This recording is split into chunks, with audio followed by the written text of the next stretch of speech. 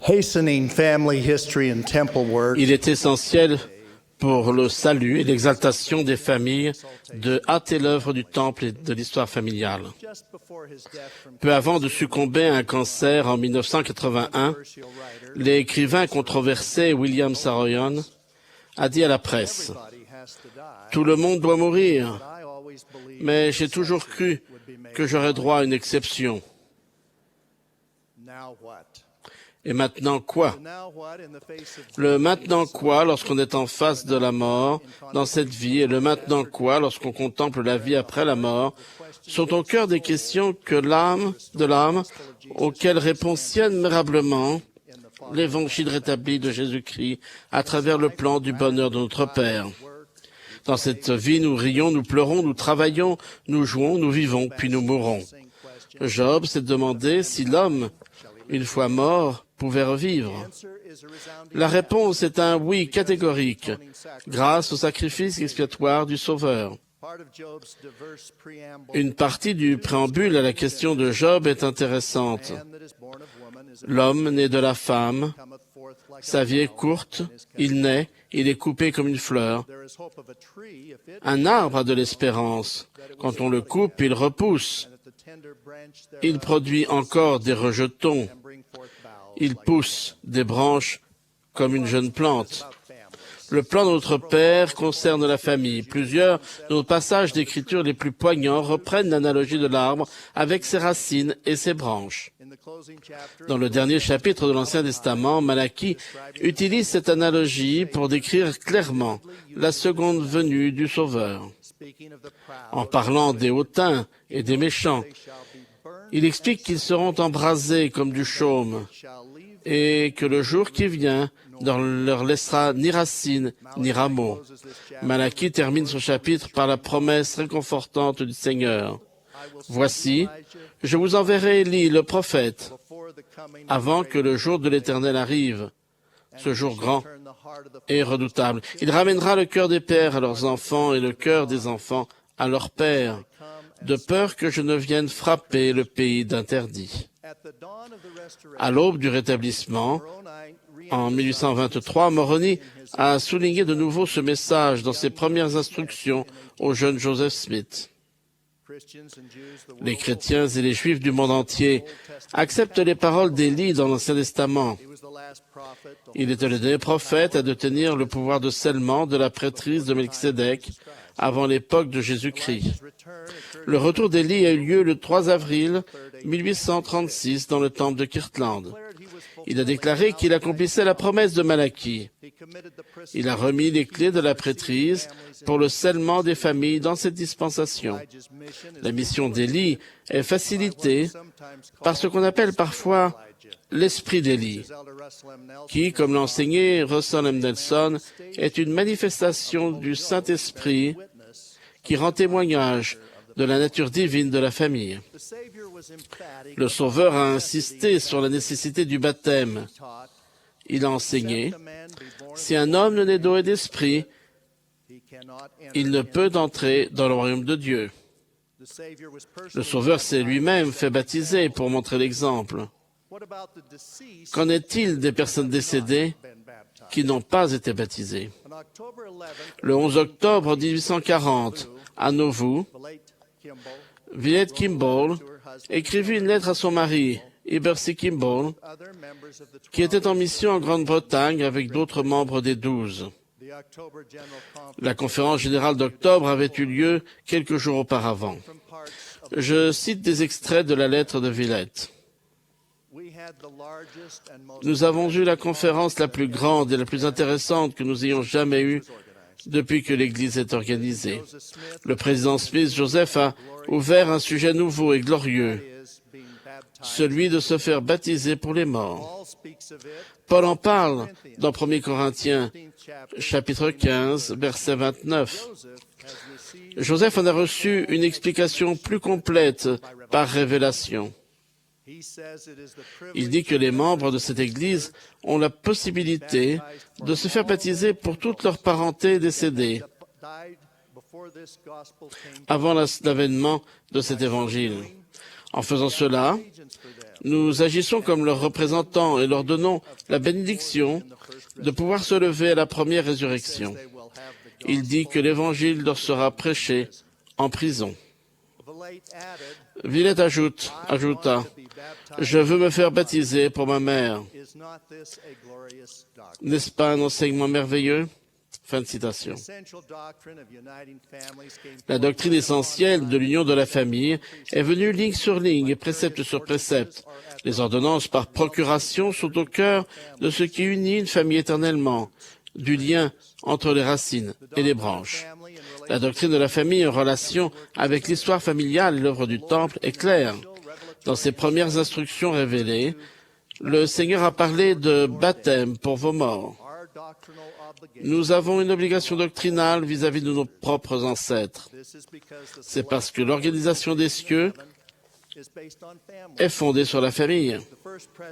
La première présidence a recommandé aux membres, particulièrement aux jeunes et aux jeunes adultes seuls, de mettre l'accent sur l'œuvre du Temple et les ordonnances pour les noms de leur famille, ou les noms d'ancêtres de membres de leur paroisse et de leurs pieux. Nous devons être connectés à nos racines et à nos branches. Oui, l'idée d'être réunis dans le royaume éternel est merveilleuse. Wilford Woodruff a dit que Joseph Smith, le prophète, a vécu suffisamment longtemps pour poser les fondements de l'œuvre du Temple. Il a déclaré « La toute dernière fois qu'il s'est réuni avec le Collège des 12, c'est quand il leur a donné leur dotation. Après le martyre du prophète, les saints ont terminé le Temple de Nauvoo et le pouvoir de scellement a été utilisé pour bénir des milliers de membres fidèles avant l'exode dans les montagnes de l'Ouest. 30 ans plus tard, au moment de l'achèvement du Temple de Saint-Georges, Brigham Young a expliqué l'importance éternelle des ordonnances salvatrices qui étaient enfin accessibles aux vivants comme aux morts. Wilford Woodruff l'énonce ainsi. Il y a peu de principes que le Seigneur a révélés qui m'ait donné plus de joie que celui de la rédemption de nos morts. À savoir que nous aurons notre père, notre mère, notre femme et nos enfants avec nous, en famille, au matin de la première résurrection et dans le royaume céleste. Ce sont des principes grandioses, ils valent tous les sacrifices. Qu'il est merveilleux de vivre notre époque. Cette dispensation est la dernière, et nous pouvons ressentir l'accélération de l'œuvre du salut dans tous les domaines qui concernent les ordonnances salvatrices. Aujourd'hui, nous avons des temples un peu partout dans le monde pour offrir ces ordonnances salvatrices. C'est aussi une grande bénédiction d'aller au temple pour nous ressourcer spirituellement, pour avoir la paix, la sécurité et pour être dirigés dans la vie.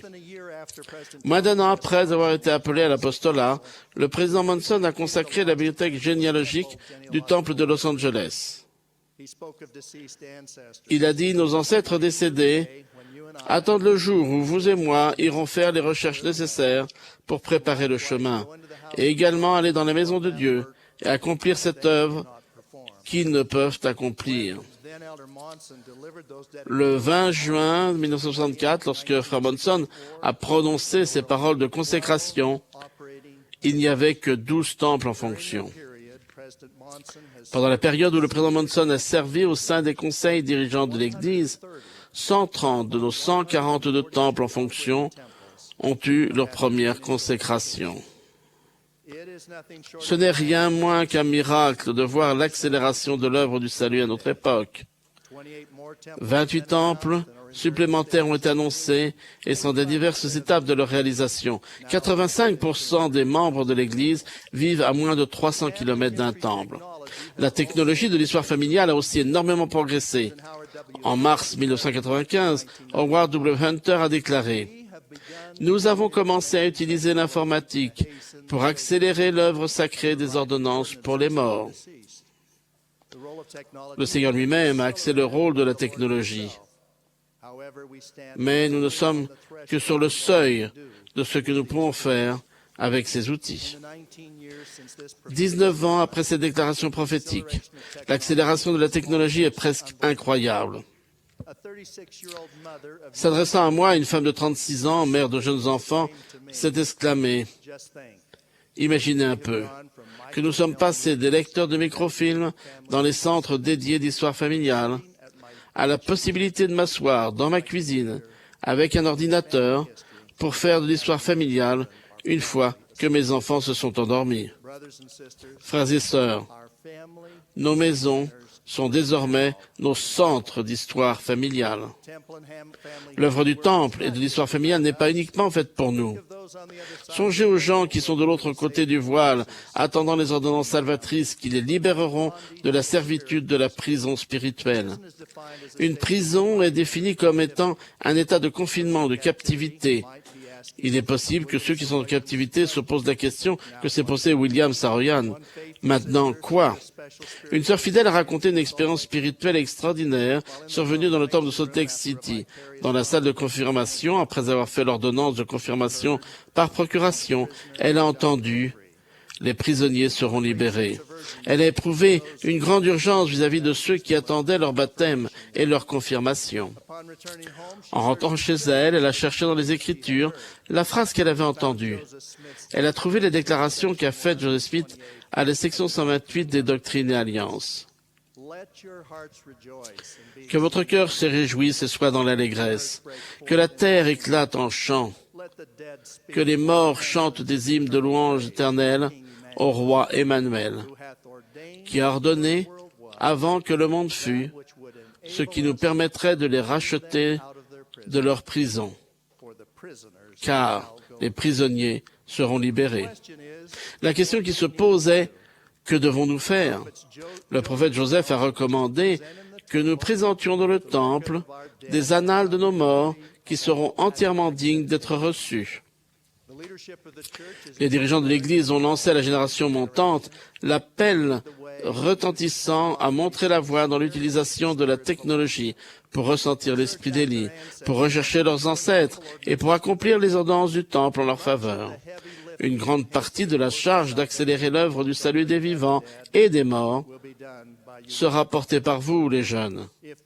Si les jeunes de chaque paroisse non seulement vont au temple pour faire des baptêmes pour leurs morts, mais travaillent aussi avec leurs familles et les autres membres de la paroisse pour fournir des noms pour les ordonnances qu'ils accomplissent, ils seront grandement bénis, eux et l'Église. Ne sous-estimez pas l'influence des morts pour vous aider dans vos efforts et la joie de rencontrer un jour ces personnes que vous servez.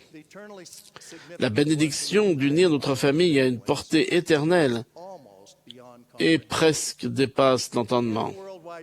51% des adultes membres de l'Église dans le monde n'ont actuellement pas leurs deux parents dans la section arbre familial du site Internet de l'Église Family Search.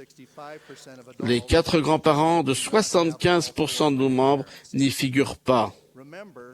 N'oubliez pas, nous ne pouvons pas être sauvés sans nos racines et nos branches. Les membres de l'Église doivent obtenir ces informations vitales et les enregistrer. Nous avons enfin la doctrine, les temples et la technologie pour que les familles accomplissent cette œuvre glorieuse de salut. Je suggère que nous fassions la chose suivante. Les familles pourraient avoir une réunion arbre familial. Cet effort devrait être récurrent. Chacun apporterait les noms de famille qu'il a, les anecdotes et les photos qu'il a, y compris les objets que les grands-parents et les parents chérissent. Nos jeunes sont enthousiastes à l'idée d'apprendre ce qui a été la vie des membres de leur famille, leur origine et la façon dont ils ont vécu. Beaucoup ont vu leur cœur se tourner vers leur père. Ils aiment les histoires et les photos, et ils ont la connaissance technique nécessaire pour numériser et téléverser ces histoires et ces photos dans Arbre familial et rattacher les documents aux ancêtres afin de les conserver pour toujours. Bien sûr, l'objectif principal est de savoir quelles ordonnances restent à accomplir et répartir les tâches pour l'œuvre essentielle du Temple. Le livret « Ma famille » peut être utilisé pour l'enregistrement des données familiales, des histoires et des photos qui peuvent être alors téléversées sur Arbre familial. Les engagements familiaux et les attentes familiales devraient avoir la priorité afin de protéger notre destinée divine. Pour ceux qui cherchent des façons plus fructueuses d'employer le jour de sabbat pour toute la famille, l'accélération de cette œuvre est une véritable mine d'or. Une mère raconte toute rayonnante que son fils de 17 ans se met à l'ordinateur le dimanche après l'église pour faire de l'histoire familiale et explique que son fils de 10 ans aime entendre des histoires de ses ancêtres et voir leurs photos. Cela a été une bénédiction pour la famille tout entière de ressentir personnellement l'esprit d'Élie. Nos précieuses racines et nos précieuses branches doivent être nourries. Jésus-Christ a donné sa vie sous forme d'une expiation par procuration. Il a résolu la question suprême posée par Job. Il a vécu la mort pour toute l'humanité, chose qu'elle ne pouvait pas faire par elle-même. Cependant, nous pouvons accomplir les ordonnances par procuration et devenir véritablement des sauveurs sur la montagne de Sion pour notre famille, afin de pouvoir être exaltés ensemble, aussi bien que sauvés. Je rends témoignage du sacrifice expiatoire du Sauveur et de la certitude du plan de notre Père pour nous et notre famille, au nom de Jésus-Christ. Amen.